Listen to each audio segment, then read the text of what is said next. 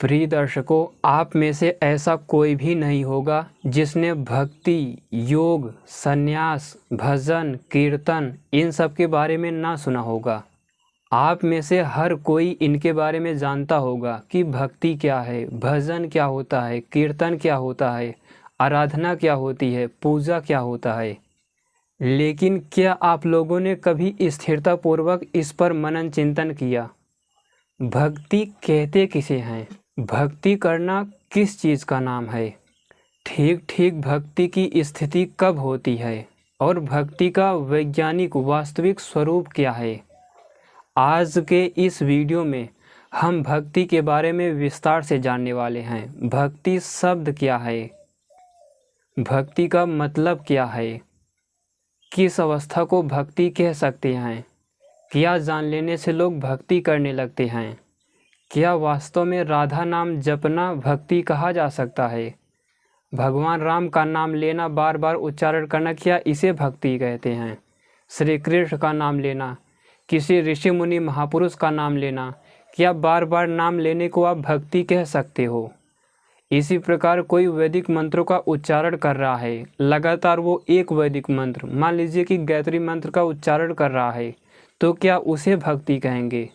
ठीक ठीक भक्ति कहते किसे हैं? वास्तव में भक्ति होती क्या है? आज के इस वीडियो में हम इसके बारे में विस्तार से जानने वाले हैं, तो मेरी एक एक बातों को आप ध्यान से सुनिएगा। आइए वीडियो को शुरू करते हैं। मैं हूं अद्वैत और आप देख रहे हो ब्रह्मांड विज्ञान यूट्यूब चैनल। वैसे मैं भक्ति के नाम पर किसी को गुमराह नहीं कर रहा हूं, या फिर मैं किसी साधु सन्यासी का विरोध भी नहीं कर रहा हूं। लेकिन जो आप लोग वीडियो को देख रहे हो, वैदिक विज्ञान में जिनकी रुचि है, आधुनिक विज्ञान हो गया, वर्तमान साइंस में आप लोगों की जिनकी भी रुचि है, आप लोगों के मन में ये बात तो आती ही होगी, वास्तव में ठीक ठीक भक्ति किसे कहते होंगे। मैं नहीं कह रहा कि मंत्र जाप को भक्ति नहीं कहते, निश्चित रूप से कहते हैं। लेकिन नाम जप करने से अगर उसका लाभ आपको मिल रहा है, आपको उसकी स्थिति महसूस हो पा रही है, योग के मार्ग पर आप लोग अच्छे से बढ़ पा रहे हो, तो निश्चित रूप से वो भक्ति है। लेकिन आज के इस वीडियो में आप लोग पहले जानिए भक्ति तत्व रूप में होती क्या है। ठीक ठीक प्रकार की भक्ति किसे कह सकते हैं? हो सकता है इस वीडियो को देखते हुए कुछ लोग मेरी बातों पर विश्वास ना करें, लेकिन आप लोग शांत मन से मेरी एक एक बातों को ध्यान से सुनिए और वीडियो के अंत में आप लोग खुद ही निश्चय कीजिए कि भक्ति वास्तव में है क्या। देखिए, भक्ति होती है ईश्वर को तत्व रूप में जान लेने को।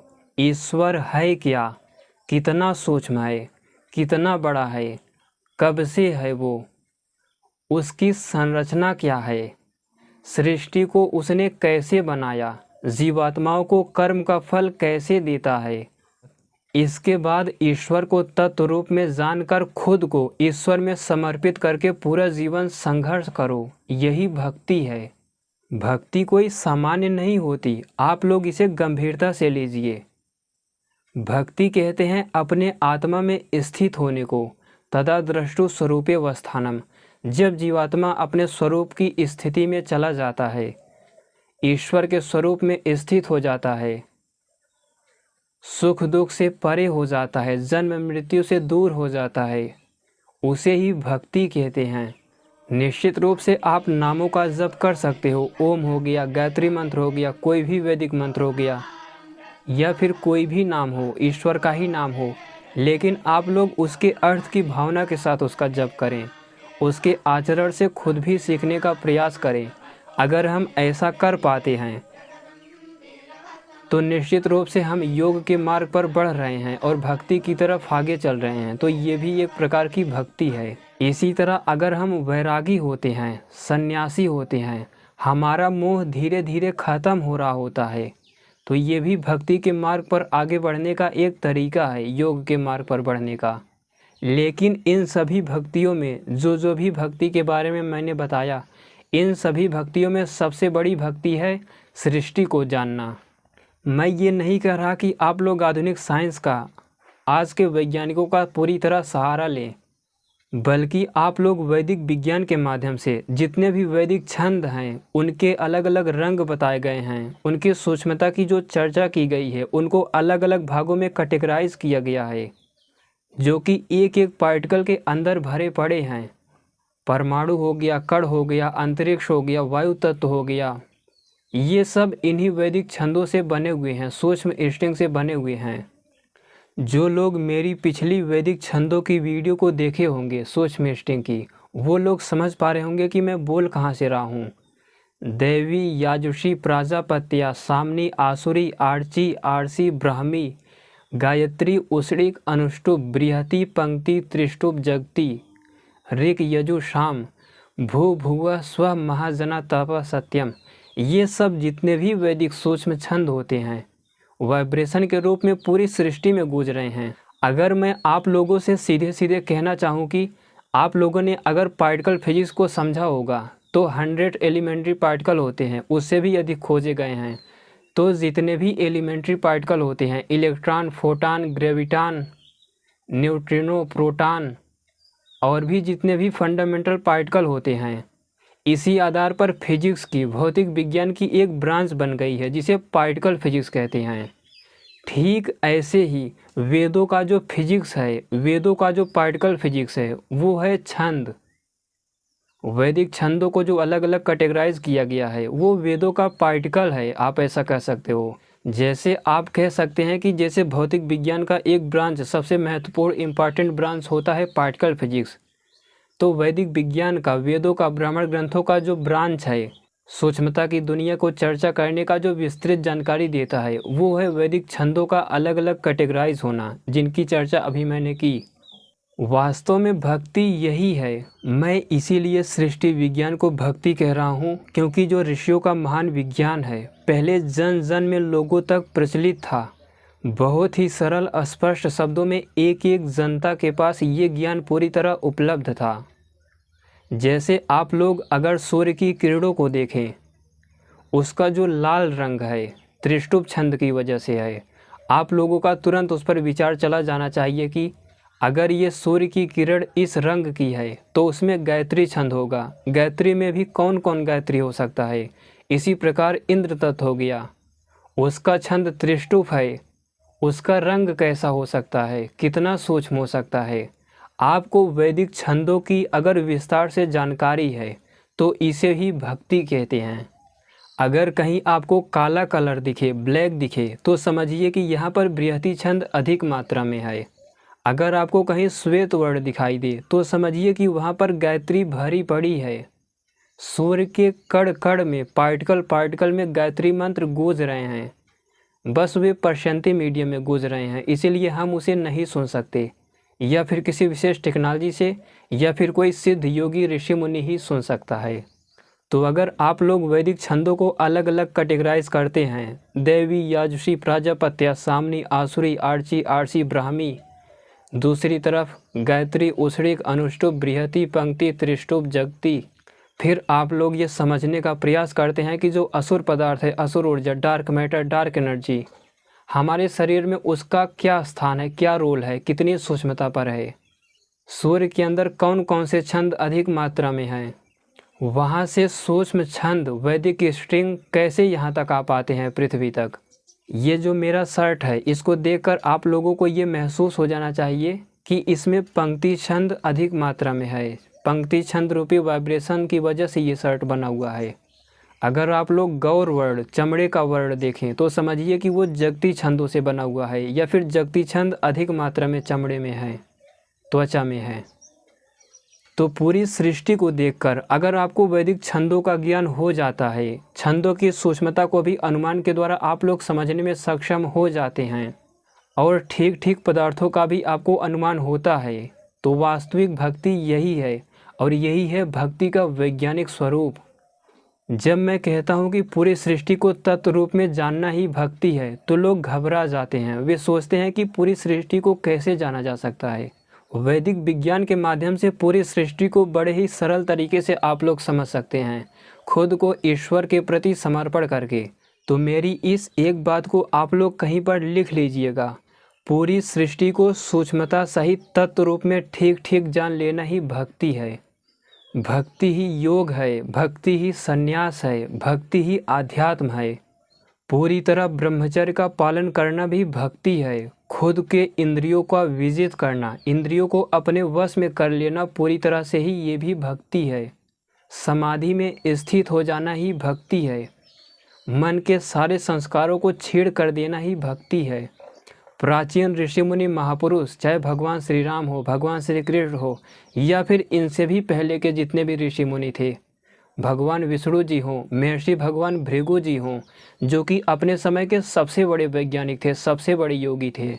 आद्य ऋषि महर्षि भगवान ब्रह्मा जी हों, महादेव भगवान शिव जी हों, महर्षि बृहस्पति जी हों, भगवान भरद्वाज जी हों, महर्षि भगवान विश्वामित्र जी हों, ऋषि शरभंग जी हों, जितने भी ऋषि मुनि महापुरुष थे, उनके आदर्शों पर चलकर उनके जैसा बनने का हर संभव प्रयास करना ही भक्ति है।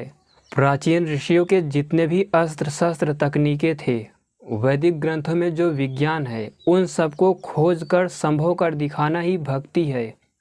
प्राचीन ऋषियों मुनियों महापुरुषों ने जो भी अस्त्र शस्त्र तकनीकें बनाए थे, उस आचरण पर चलकर वैसा बन जाना, वैसे तकनीकों को बना देना, सारे संसार को बचा लेना, पशु पक्षी आदि जीवों की रक्षा कर लेना अपने सामर्थ्य के आधार पर, ये भी एक प्रकार की भक्ति है। मैं भक्ति का ऐसी कोई भी परिभाषा आप लोगों को नहीं बताऊंगा। जैसे कोई अपनी पत्नी में आसक्त है तो लोग कहते हैं कि पत्नी के प्रति ये उसकी भक्ति है। कोई पिता में आसक्त है, कोई भाई में आसक्त है।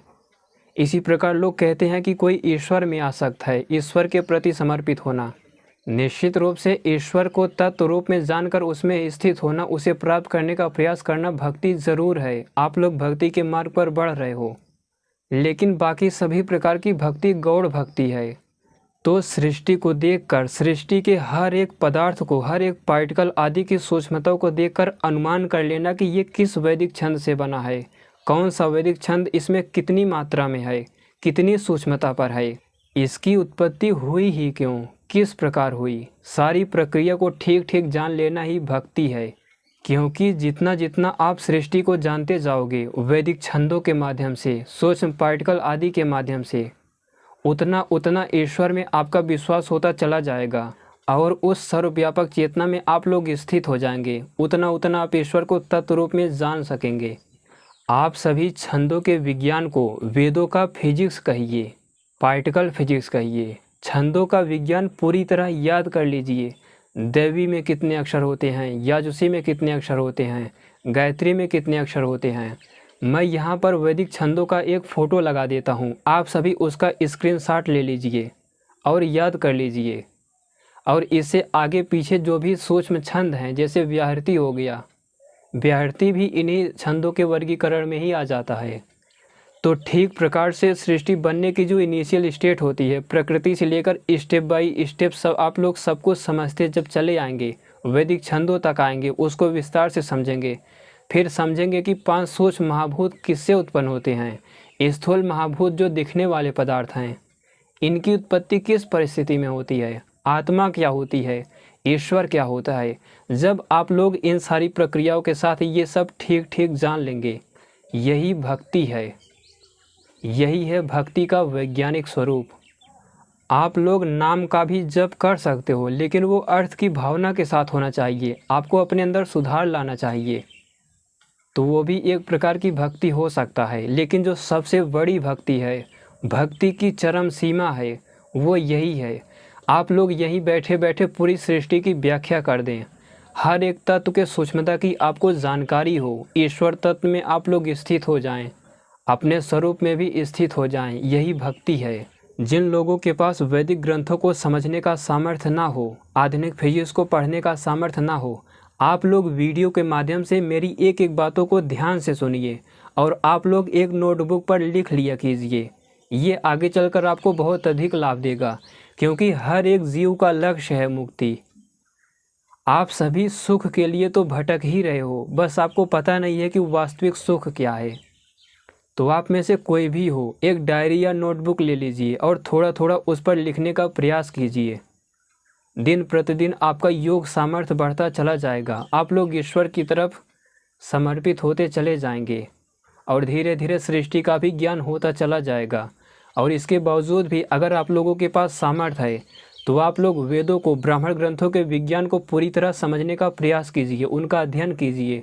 अगर आप लोग ऐसा कर पाते हो, वेदों के आधिदैविक विज्ञान को पूरी तरह समझ लेते हो, तो अनेक सिद्धियां आप लोगों के पास अनायास ही आ सकती हैं। जितने भी ऋषियों मुनियों के पास सिद्धियां थी, उन्होंने जितने भी अपने तकनीकों को बनाया था, अस्त्र शस्त्रों को बनाया था, वो कोई सामान्य लोग नहीं थे, वो लोग बहुत बड़े लोग थे। वैसा बनने के लिए बना भी जा सकता है, वैसा बनने के लिए वेदों, ब्राह्मण ग्रंथों को तो कम से कम पूरी तरह अध्ययन किया जाना चाहिए, उस पर अनुसंधान किया जाना चाहिए। ऐतरेय जैसे ब्राह्मण ग्रंथों के विज्ञान को पूरी तरह तो समझना ही चाहिए। ऋग्वेद हो गया, जितने भी वेद हैं उनके आधिदैविक विज्ञान को, आधिदैविक अर्थ को पूरी तरह समझना चाहिए। सृष्टि पर उसका प्रभाव, इन सबको जो जान लेता है उसे सृष्टि में आने का उद्देश्य पता चल जाता है। और यही सब जान लेना ही भक्ति है, सबसे बड़ी भक्ति यही है। हर एक ऋषि मुनि महापुरुष वैज्ञानिक हुआ करता था। आज का विज्ञान उन लोगों के सामने कुछ भी नहीं है। वो लोग बहुत बड़े होते थे सामर्थ्य में, ज्ञान विज्ञान के स्तर में। प्रिय दर्शकों, वीडियो बनाने का मेरा यही मकसद है, भक्ति का वास्तविक वैज्ञानिक स्वरूप को आप लोग पहचानें, उस पर चलने का प्रयास करें। तो भक्ति कहते हैं पूरी सृष्टि सहित, सृष्टि की हर एक सूक्ष्मता सहित ईश्वर को, अपनी आत्मा को, प्रकृति को तत्व रूप में जान लेना ही भक्ति है।